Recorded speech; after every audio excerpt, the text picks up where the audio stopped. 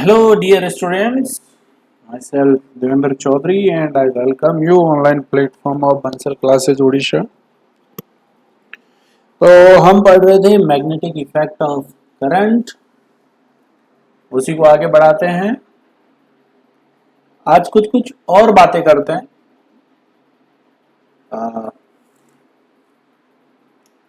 जैसे कि अगर कंपेयर किया जाए मैग्नेटिक फील्ड को और इलेक्ट्रिक फील्ड को, लेट्स से कि there are two charges, here is Q1 and here is Q2 and separation between them is R। और अगर मैं कहूं कि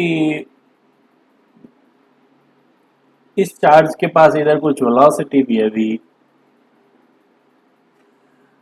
अब इस Q1 की वजह से यहाँ मैग्नेटिक फील्ड होगा और इलेक्ट्रिक फील्ड तो होगा ही। तो हम दोनों फोर्स देखेंगे। पहले देखते हैं अपन इलेक्ट्रिक फील्ड कितना होगा, या फिर force due to electrostatic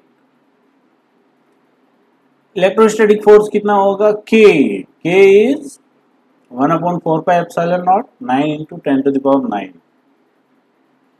Q1 Q2 upon R square, ये इलेक्ट्रोस्टैटिक फोर्स होगा।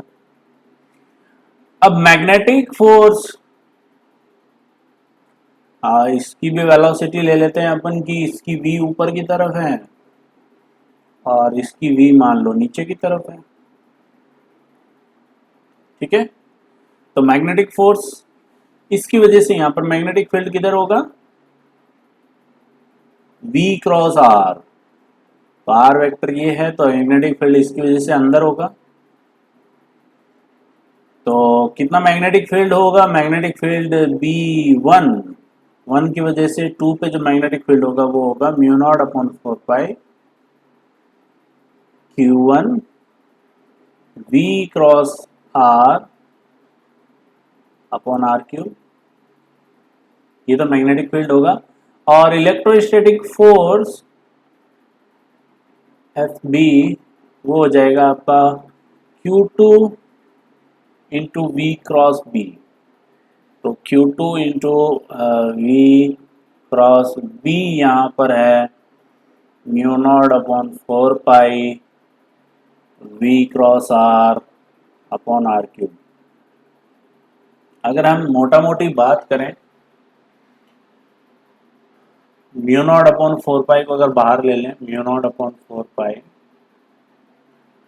V, और चलिए अपन एंगल भी देख लेते हैं। एंगल यहाँ पर ये V क्रॉस R में V इधर है और R इधर 90 डिग्री है, तो इसको अपन VR करके नीचे V अपॉन R स्क्वायर हो जाएगा। और ये Q2, ठीक है, अच्छा यहाँ पर Q1 भी है, Q2 इंटू Q1, ये मैं फोर्स B लिख रहा हूँ, Q2 into Q1 V square upon R square, है नहीं। So this will be μ0/4π Q1 Q2 upon R square into V square. तो कुछ कुछ तो मिल रहा है, लेकिन वहां पर 9 इंटू 10⁹ है और μ0 की वैल्यू हमें पता होती है 4π इंटू 10⁻⁷। तो इसकी वैल्यू होगी 10⁻⁷। तो ये फोर्स होगा 10⁻⁷ into Q1 Q2 upon R square into V square. Okay, तो ये मैग्नेटिक फोर्स आया। अब अगर आप देखो तो इलेक्ट्रोस्टैटिक फोर्स है 10⁹ में और मैग्नेटिक फोर्स है 10⁻⁷ में। ठीक है, अगर ये वेलोसिटी जनरल वेलोसिटी हो जो कि हम नॉर्मली देते हैं, तो अगर ये लाइट के स्पीड के बराबर हो जाए 10⁸, तो 10⁻16 माइनस 7, तो ये हो जाएगा 10⁹, तब ये दोनों कंपैरेबल होंगे। लेकिन वेलोसिटी अगर जनरल लाइट की वेलोसिटी है तो हमेशा इलेक्ट्रिक फोर्स जो है वो बहुत ज्यादा होगा, 10⁻16 टाइम्स ज्यादा होगा। आप देख सकते हैं 10⁹ और 10⁻⁷ में कितना गैप है, 10⁻16 टाइम्स। इसीलिए जब कभी दो चार्ज के बीच में फोर्स की बात की जाती है तो इलेक्ट्रिक फोर्स बहुत ज्यादा डोमिनेट करता है। लेकिन अगर उसने स्पेशली मेंशन किया है कि आप मैग्नेटिक फोर्स निकालें तो आप मैग्नेटिक फोर्स निकालें, कोई दिक्कत वाली बात नहीं है। ओके, तो जब भी दो चार्ज के बीच में फोर्स की बात करें, इलेक्ट्रिक फोर्स अगर है तो आप उसी को कंसिडर करेंगे, इसको आप नेग्लेक्ट कर देंगे। और लाइट के बराबर स्पीड आपके कोर्स में नहीं है। जब कोई लाइट के बराबर स्पीड होगी तो चीजें कुछ और ही होगी, वहां पर मैग्नेटिक फील्ड भी वेरिएबल होगा, उसकी वजह से भी एक इलेक्ट्रिक फील्ड इंड्यूस होगा, बहुत सारी चीजें होगी और वो हम आप यहाँ पे कंसिडर नहीं करेंगे। पहली बात तो ये कि जब दो चार्ज के बीच में फोर्स लगे तो आप इलेक्ट्रिक फील्ड वाले फोर्स को प्राथमिकता देंगे। दूसरी चीज, क्या ये मैग्नेटिक फोर्स जो है क्या वो एक्शन रिएक्शन पेयर है?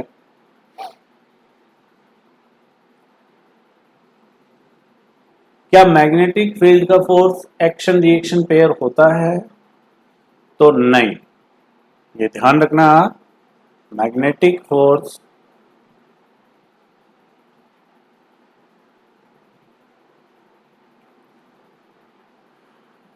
doesn't follow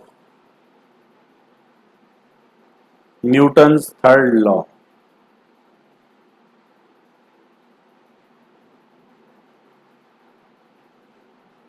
तो ये आपका एक्शन रिएक्शन पेयर नहीं है,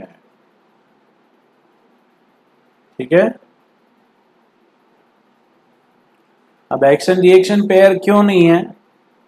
तो यहां पर दो चीजें होगी। पहली बात, चार्ज चलेगा तब मैग्नेटिक फील्ड आएगा, उस मैग्नेटिक फील्ड के कारण इस पर फोर्स लगेगा। अगर चार्ज के चलने से फोर्स लगता तो एक्शन रिएक्शन पेयर होता, लेकिन चार्ज के चलने से मैग्नेटिक फील्ड आएगा, उसकी वजह से फोर्स लगेगा, ठीक है। अब कोई जरूरी नहीं है, जैसे ये चार्ज इधर चल रहा है, इसका मैग्नेटिक फील्ड अंदर है, इसकी वेलोसिटी अगर नीचे है, इस पर फोर्स किधर लगेगा? इधर की डायरेक्शन में, है कि नहीं। अच्छा, इसकी वजह से यहां मैग्नेटिक फील्ड किधर आएगा? यहां पर अंदर आएगा, इसकी वजह से फोर्स किधर लगेगा? इधर लगेगा। तो आपको लगेगा कि फोर्स भी दोनों सेम है और अपोजिट डायरेक्शन में है, तो एक्शन रिएक्शन पेयर होना चाहिए। लेकिन मान लो ये चार्ज यहां नहीं होकर यहां होता, Q2 अगर यहां होता और उसकी वेलोसिटी नीचे होती तो Q1 की वजह से यहां मैग्नेटिक फील्ड तो अंदर आता और इसमें फोर्स इधर लगता, और Q2 की वजह से यहां मैग्नेटिक फील्ड अंदर आता और इसकी वजह से फोर्स इधर लगता। अब ये दोनों फोर्स सेम है, अपोजिट है, बट लाइन ज्वाइनिंग वाली डायरेक्शन में नहीं लग रहे हैं।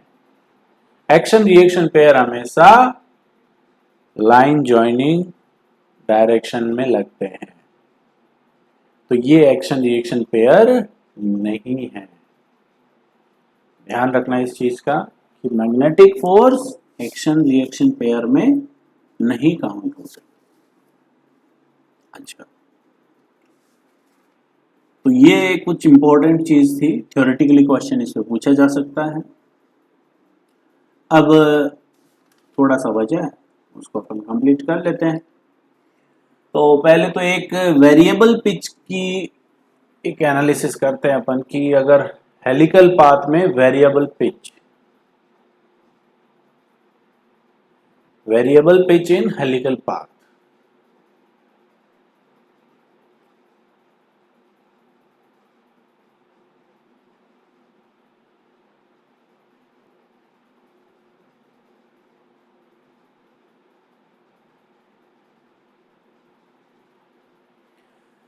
तो वेरिएबल पिच कैसे होगा और मैग्नेटिक फील्ड वगैरह कैसे होंगे? तो देखो भैया, मैग्नेटिक फील्ड वैसा ही होगा जैसा हमने पहले बताया था कि इस प्रकार से मैग्नेटिक फील्ड है, लेट्स से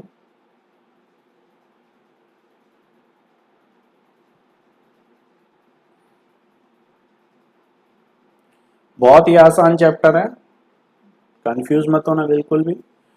तो इस प्रकार से मैग्नेटिक फील्ड है और इधर ही आपका इलेक्ट्रिक फील्ड भी है, सेम डायरेक्शन में। मैग्नेटिक फील्ड की डायरेक्शन में एक इलेक्ट्रिक फील्ड भी है इधर। This is electric field. Okay, तो इलेक्ट्रिक फील्ड E है और मैग्नेटिक फील्ड है आपका B। अब आपने क्या किया कि इसमें एक चार्ज पार्टिकल को यहां से एंटर करवाया और वो भी वेलोसिटी 2 दी। एक तो इधर दिया आपने इस डायरेक्शन में, और एक मैग्नेटिक फील्ड के परपेंडिकुलर इस डायरेक्शन में आपने वेलोसिटी दी। मतलब आपने रिजल्टेंट वेलोसिटी कुछ बीच में दी। कितनी दी? लेट से V नॉट, और ये एंगल दे दिया आपने अल्फा। तो इसके दो कंपोनेंट हो जाएंगे, इस डायरेक्शन में V नॉट कॉस अल्फा और ऊपर हो जाएगा V नॉट साइन अल्फा। अब V नॉट साइन अल्फा की वजह से तो वो एक सर्किल बनाएगा यहाँ पे, और V नॉट कॉस अल्फा की वजह से आगे बढ़ेगा, लेकिन आगे इलेक्ट्रिक फील्ड भी है। तो इलेक्ट्रिक फील्ड की डायरेक्शन में एक फोर्स लगेगा QE, एक्सेलरेशन आएगा QE बाई m, और इनिशियल वेलोसिटी है V नॉट कॉस अल्फा। अब पहले इलेक्ट्रिक फील्ड नहीं होता था तो एक कांस्टेंट पिच बनता था ऐसा, लेकिन अब वेलोसिटी कांस्टेंट ना होके वेरिएबल है, धीरे धीरे बढ़ती जाएगी, तो पिच की लेंथ भी बढ़ती जाएगी। कैसा पिच बनेगा इसमें? तो सर्किल बनाने का काम तो इसका है, तो ये तो अपना सर्किल बनाएगा, और V नॉट कॉस अल्फा और आगे की तरफ एक्सेलरेशन और है, तो ये पिच की लेंथ बढ़ती जाएगी इस प्रकार से। तो इसमें ये जैसे पिच 1 है, P1 कह लो इसको,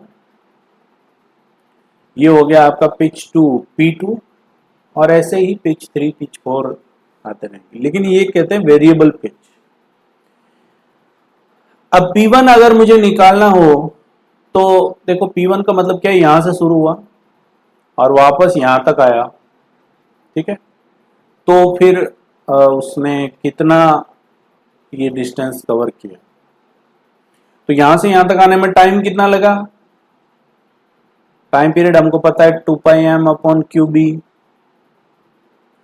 अच्छा, ये टाइम लगा, इस डायरेक्शन में टाइम लगा 2 pi m upon q B, यहां से यहां तक आने में। Initial velocity V naught cos alpha और एक्सेलरेशन QE बाई m। तो P1 कितना हो जाएगा? S बराबर UT plus half AT square. UT is V naught cos alpha और टाइम है 2 pi m upon q B plus half acceleration QE by m into t square, मतलब 4 pi square m square upon Q square B square. ये हो जाएगा आपका variable pitch, क्योंकि यहां पर एक्सेलरेशन आ गया। अगर ये एक्सेलरेशन 0 होता तो ये टर्म 0 हो जाती और सिर्फ यही पिच आता जो हमेशा आता है। तो ऐसे वेरिएबल आपको मैग्नेटिक फील्ड देके भी क्वेश्चन पूछा जा सकता है, वेरिएबल इलेक्ट्रिक फील्ड देके भी क्वेश्चन पूछा जा सकता है, ठीक है। चलिए, अब आते हैं अपन force on current carrying wire in magnetic field. Force on current carrying wire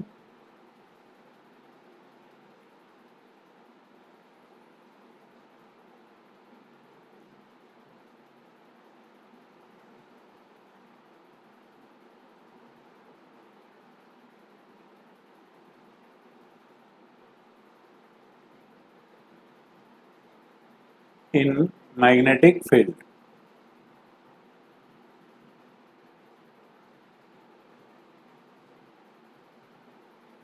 तो कोई भी एक मैग्नेटिक फील्ड हम बना लेते हैं, जैसे कि अंदर की तरफ मैग्नेटिक फील्ड है ये,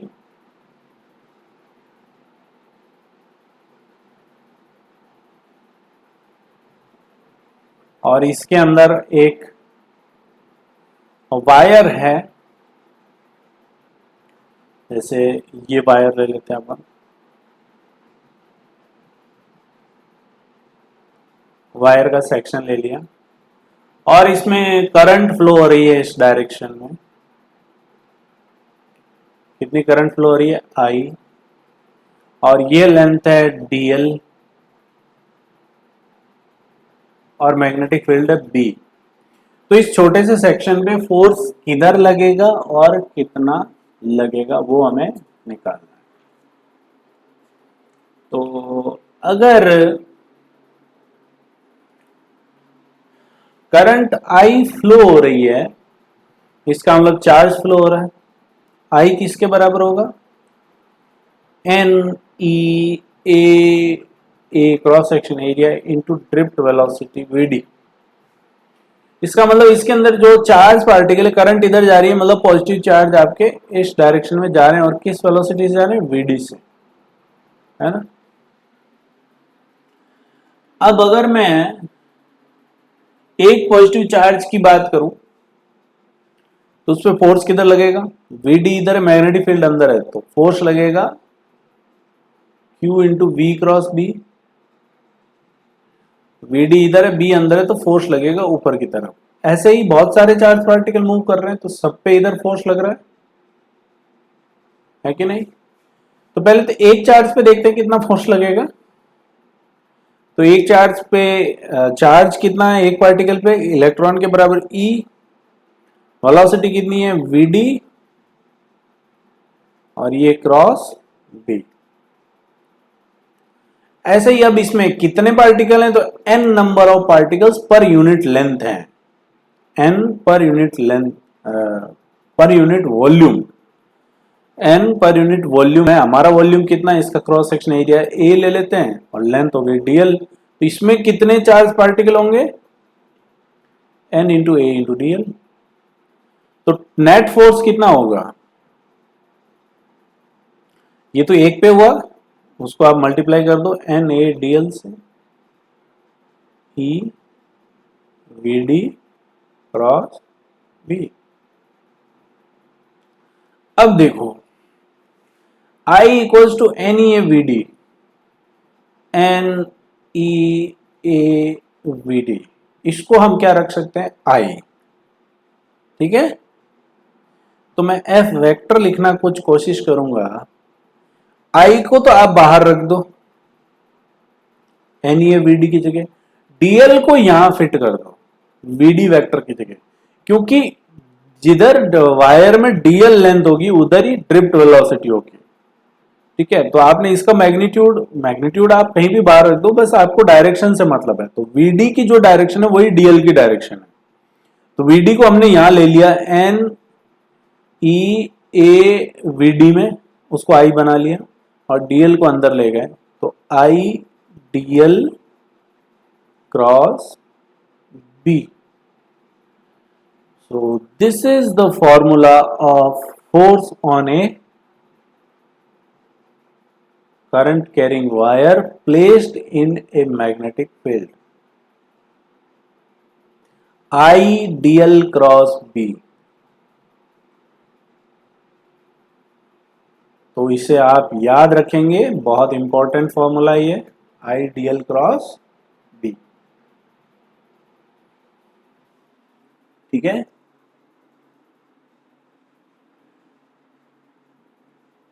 अच्छा, अब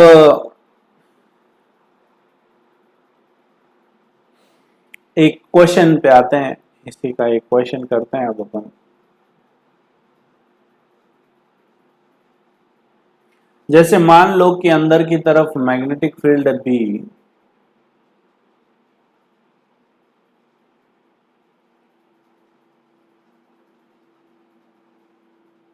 और एक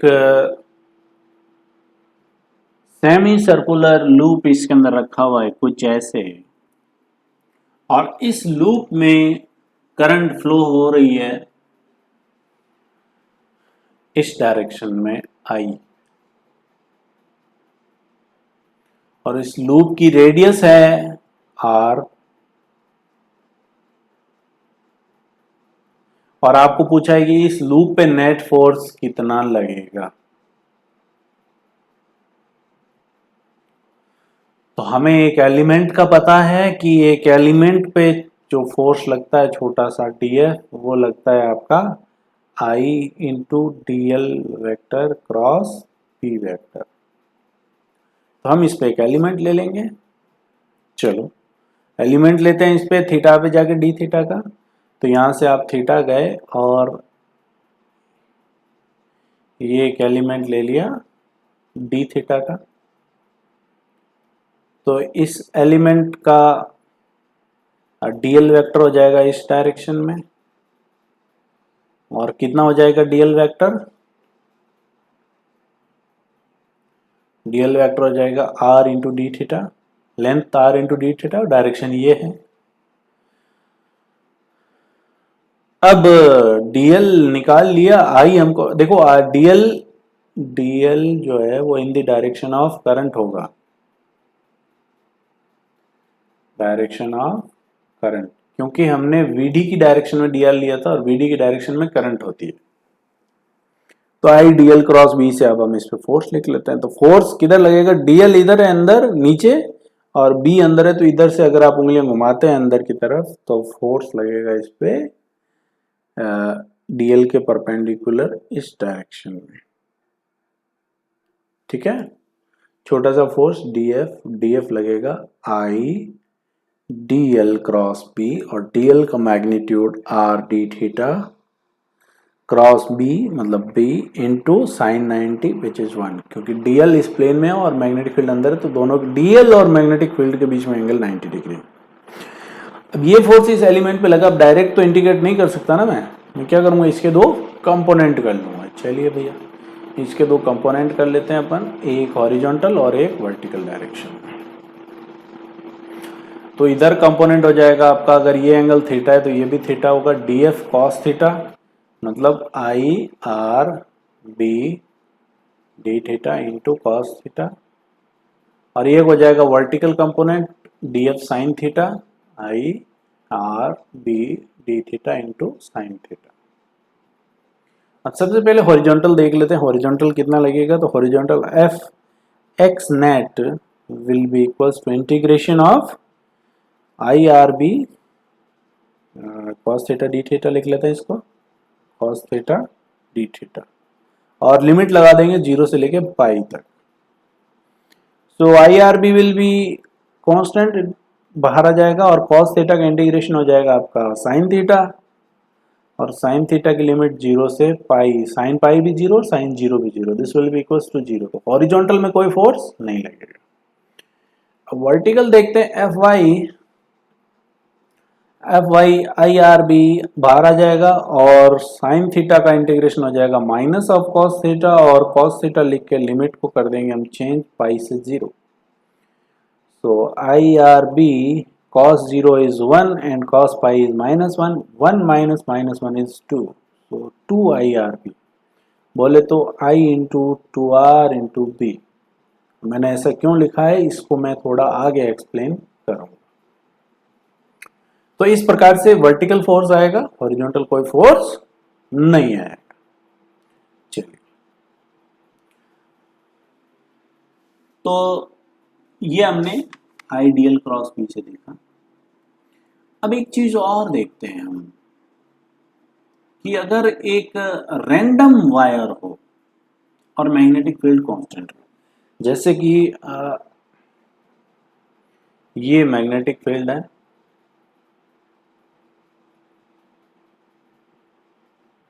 और हर जगह बी ही है मैग्नेटिक फील्ड, और इसमें जो वायर है वो कुछ ऐसा है,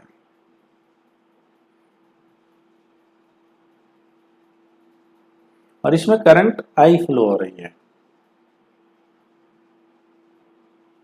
ठीक है, अब इस पे अगर नेट फोर्स लिखना है मुझे, तो पहले तो एक एलिमेंट ले लेते हैं। लेट से हमने ये एलिमेंट ले लिया यहां से यहां तक का, ये डीएल लेंथ, तो इस पे फोर्स किधर लगेगा, इस डायरेक्शन में डीएफ, डीएफ कितना लगेगा I DL vector cross B vector.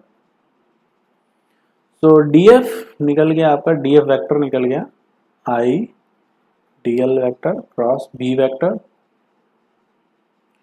अब नेट फोर्स निकालना है तो आप इसका वेक्टर एडिशन कर दो, मतलब इसको क्या कर लो, आप इंटीग्रेट कर लो। तो एफ नेट वेक्टर क्या होगा, integration of I DL vector cross B vector, यही होगा। अच्छा, अब इसका इंटीग्रेशन होगा, B vector is constant. B vector क्या है, कांस्टेंट है। आई भी करंट है, वो कांस्टेंट है। तो देखो क्या होगा कि आई तो आ जाएगा बाहर ऐसे, और यहां आ जाएगा इंटीग्रेशन ऑफ डीएल वेक्टर, और ये ब्रैकेट क्लोज्ड, क्योंकि पूरा बी वेक्टर कांस्टेंट है, अंदर की तरफ है, और बी वेक्टर क्या है, कांस्टेंट है। मैग्नेटिक फील्ड ना तो चेंज हो रहा है, ना उसकी डायरेक्शन चेंज हो रही है। ठीक है, तो आई डीएल वेक्टर और ये क्रॉस बी वेक्टर, मैंने बी वेक्टर इधर बाहर लिखा है क्योंकि इधर लिखता है तो क्रॉस प्रोडक्ट उल्टा हो जाता।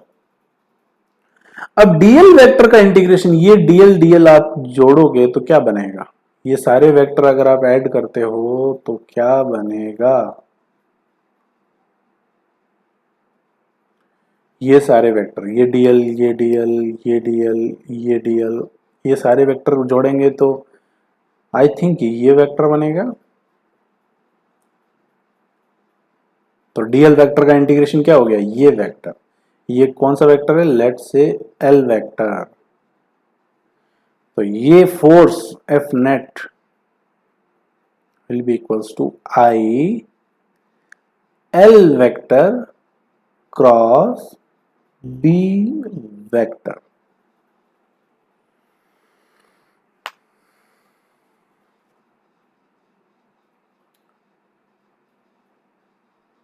सो यहां पर एक चीज बड़ी मजेदार हुई कि अगर कोई रैंडम वायर हो,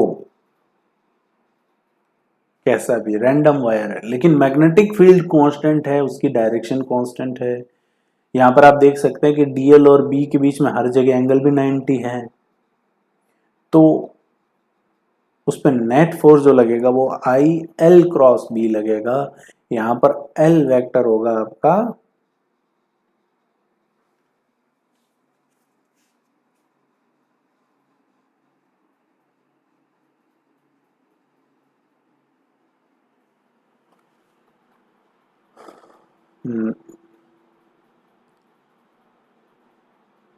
रिजल्टेंट वेक्टर कह लो, या फिर L vector is vector along final point and initial point.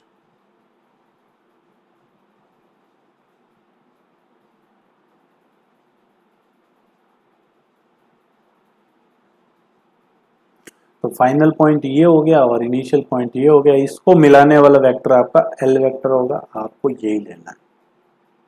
ठीक है, जब भी कोई रैंडम वायर, जैसे मान लो एक वायर ऐसा है, करंट ऐसे जा रही है, तो ये वेक्टर प्लस ये वेक्टर प्लस ये वेक्टर प्लस ये वेक्टर कौन सा वेक्टर होगा, ये वाला वेक्टर। तो आप ये एल वेक्टर लेंगे। तो अब चलते हैं अपन पिछले क्वेश्चन में जिसको अपन ने सॉल्व किया था, इसमें भी तो मैग्नेटिक फील्ड कांस्टेंट है, हर जगह सेम है, और डीएल और मैग्नेटिक फील्ड के बीच में एंगल हमेशा 90 है। तो ये सारे वेक्टर जोड़ोगे तो कौन सा वेक्टर बनेगा, है? ये सारे वेक्टर जोड़ोगे तो कौन सा वेक्टर बनेगा, ये वेक्टर। तो फोर्स क्या होगा, आई एल वेक्टर हो गया आपका 2r इंटू बी, और एल वेक्टर और बी के बीच में एंगल कितना है 90, तो साइन 91, तो आई इंटू 2r इंटू बी, यही आंसर था, है कि नहीं। तो इस प्रकार से आप इसको सॉल्व कर सकते हैं। Got my point. ये बहुत इंपॉर्टेंट रिलेशन है एल वेक्टर का, आप इसको और अच्छे से समझें। अब जाते जाते एक क्वेश्चन कर लेते हैं 2-3 मिनट का। आज का अपना मैग्नेटिक इफेक्ट ऑफ करंट अब कंप्लीट हो चुका है। सिर्फ अब एक क्वेश्चन करवाना है। चलिए एक क्वेश्चन करते हैं कि एक मैग्नेटिक फील्ड है B इनसाइड द प्लेन। ये एक मैग्नेटिक फील्ड है अंदर की तरफ, कांस्टेंट B, और इसके अंदर एक लूप रखा हुआ है कुछ ऐसे, और इस लूप में करंट फ्लो हो रही है I कुछ ऐसे। कंप्लीट लूप है, पूरी करंट फ्लो हो रही है। अब कुछ कुछ चीजें देखते हैं। इस पूरे लूप में पूरे लूप पे नेट फोर्स कितना लगेगा? F नेट ऑन लूप 0, क्योंकि यहां पर देखो यहां से शुरू हुए आप सारे वेक्टर वेक्टर वेक्टर जोड़ के अगर वापस इसी पॉइंट पे आ गए तो एल वेक्टर कितना होगा? 0। तो नेट फोर्स कितना होगा? 0। आप वैसे भी देख सकते हैं कि हर एक पार्टिकल में फोर्स ऐसे लगेगा। अगर आप यहाँ डीएल लेंगे करंट की डायरेक्शन में ये वाला, तो उससे फोर्स इधर लगेगा, यहाँ वाले पे इधर लगेगा, यहाँ वाले पे इधर लगेगा, यहाँ वाले पे इधर, यहाँ वाले पे इधर, यहाँ वाले पे इधर, और यहाँ वाले पे इधर। नेट फोर्स कितना होगा? 0। तो नेट फोर्स तो 0 होगा, लेकिन हमें ये नहीं पूछा। हमें ये पूछा है कि find tension in this ring. इस रिंग में टेंशन कितनी होगी? तो टेंशन कैसे निकाली जाती है? हमने कई ऐसी रिंग्स देखी हैं, कई बार रिंग घूमती है गोल गोल, तब टेंशन आती है। टेंशन मतलब इसके अंदर नेट फोर्स तो 0 है, बट टेंशन तो आई ना, है ना? वही निकालनी है हमें। टेंशन कितनी लगेगी? चलिए स्क्रीन पॉज करें और आप इसे सॉल्व करें। मैं भी सॉल्व करके बताता हूं आपको। स्क्रीन पॉज करें। चलिए, तो एक तो हमारा तरीका जो है वो एलिमेंट लेने वाला, हम पहले उससे देख लेते हैं कि आंसर क्या आएगा। चलिए, तो ये आपका सेंटर हो गया, और यहां पर हम एक छोटा सा एलिमेंट ले लेते हैं, ये वाला।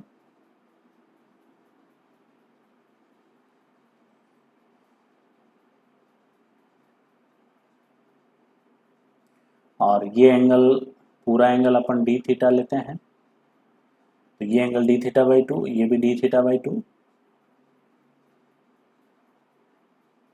और ये जो आपने एलिमेंट लिया, ये बहुत छोटा एलिमेंट है।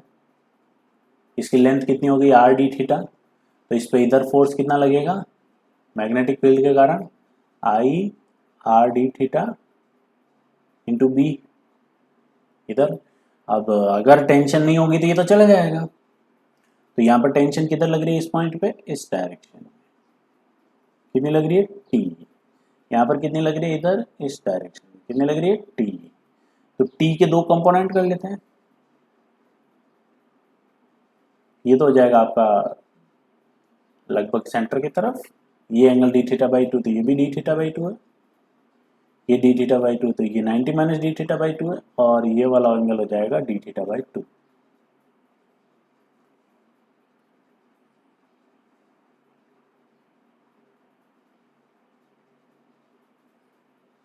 ये वाला एंगल हो जाएगा डी थीटा बाई 2।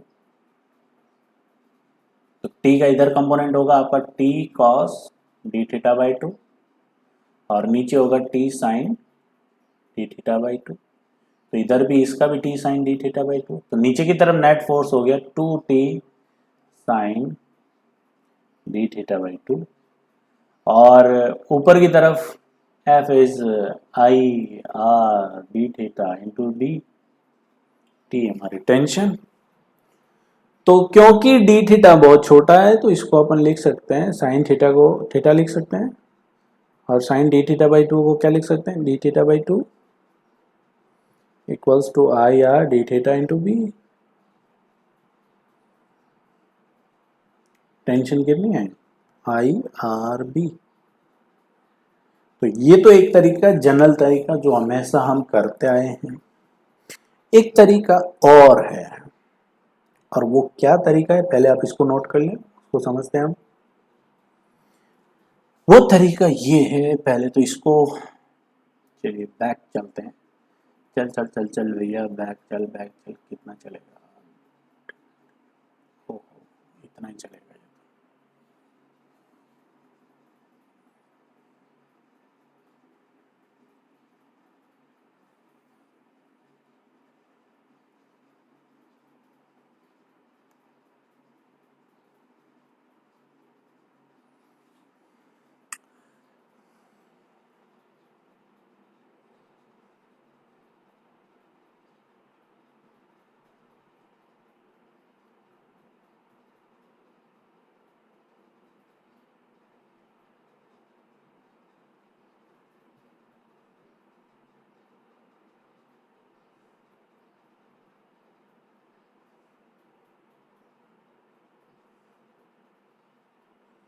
अब अपन दूसरे तरीके पे चलेंगे, और वो बहुत मजेदार तरीका है। आप कहोगे ये सर ऐसे कैसे, मतलब ऐसे कौन करता है सर?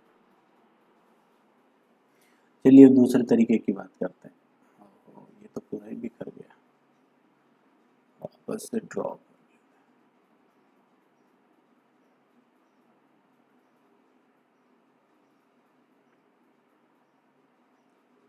चलो भैया, अब दूसरा तरीका ये है कि अगर आप इसको बीच में से काट दें,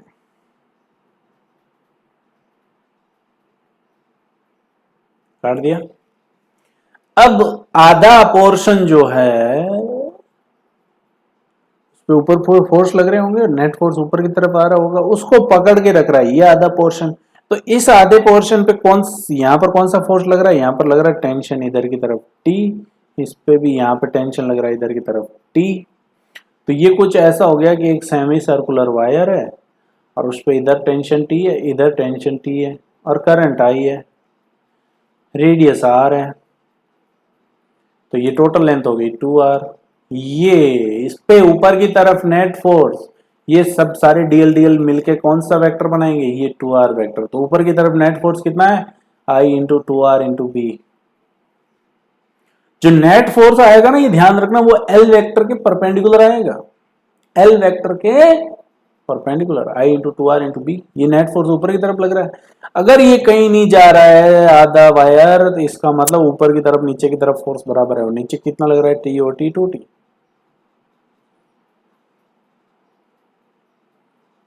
सेम आंसर। लेकिन ये तरीका बड़ा मजेदार है, तो आप इस तरीके से करें, बहुत मजा आएगा। हाँ, तो वो जो बात हमने की थी उसपे, कि ये जो नेट फोर्स लगेगा ना, ये आई एल क्रॉस बी, ये हमेशा किधर लगेगा? इस एल वेक्टर के परपेंडिकुलर, इधर। हमेशा नेट फोर्स एल वेक्टर के परपेंडिकुलर लगेगा। तो ये था आपका मैग्नेटिक इफेक्ट ऑफ करंट। और आज हमने जैसे यहां से शुरू किया था, आप रिवाइज कर लें फिर से।